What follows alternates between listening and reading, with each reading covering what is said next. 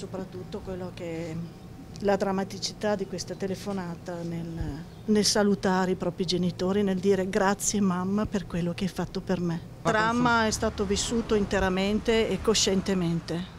Chi è che non ha un pensiero per la mamma quando ormai vede che non ce la fa più? Stavano dando un addio.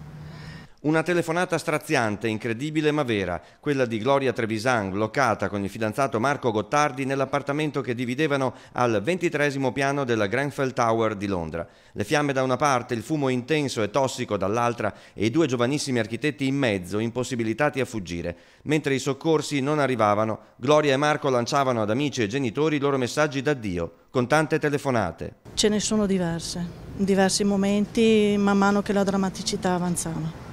L'avvocato ha già inviato a Londra un team di periti di parte, i quali però potranno accedere sul luogo dell'incendio solo dopo il completo spegnimento del rogo, dopo la messa in sicurezza dello stabile e dopo l'ingresso dei pompieri e dei soccorritori.